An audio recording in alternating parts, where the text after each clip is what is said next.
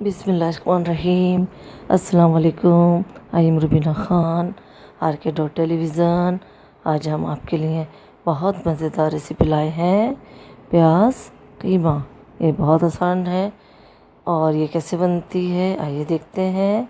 इसमें क्या क्या डलता है ये देखते हैं। इसमें 1 किलो प्याज है और आधा किलो कीमा है। मैंने आधा किलो कीमा लिया है और ये खुश्क मसाले हैं।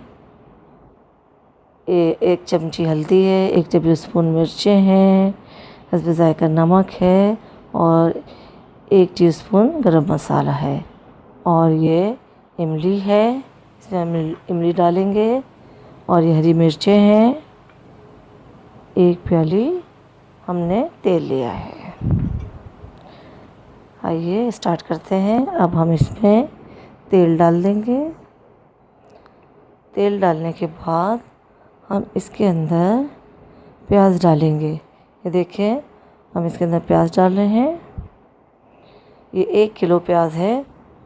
अब हम इस प्याज को तलेंगे। इसे ब्राउन नहीं करना है, इस प्याज को पिंक करना है। एक जो ब्राउन प्याज होती है वो नहीं करनी है, पिंक करनी है। देखिए अब हम इस प्याज को पिंक करेंगे। ये देखिए हमारी प्याज जो है पिंक हो गई है और पिंक से ज़रा थोड़ा सा डार्क कलर होता है ना, वो है। ये देखिए गौर से देखें। देखिए ये पिंक प्याज से थोड़ा सा डार्क कलर है, इस तरह हम कर लेंगे। लेकिन ये प्याज ब्राउन नहीं है, पिंक से थोड़ी सी डार्क है। अब हम इसके अंदर कीमा डाल देंगे। ये हमने इसके अंदर कीमा डाल दिया है। अब हम इसको भूनेंगे। इस प्याज को और कीमे को इतना भूनेंगे कि ये यकजान हो जाए। हम प्याज को बहुत अच्छी तरीके से भूनेंगे। ये देखिए हम इसको भून रहे हैं।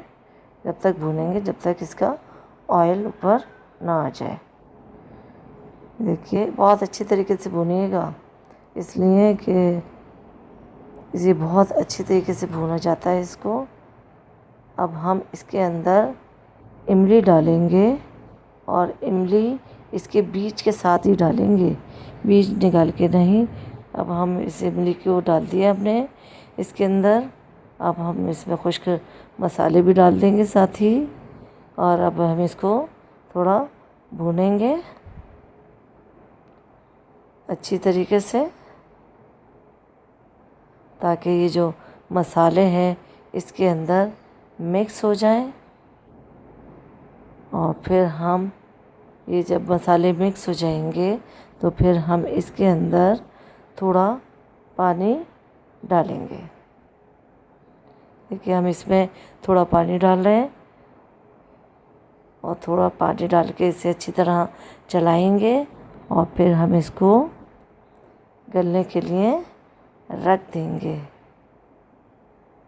साइडों से हटा लिया करें, ये लग जाता है, तो इसलिए अब हम इसे हम 5 मिनट के लिए ढककर रख देंगे। 5 मिनट के बाद हम इसे देखेंगे।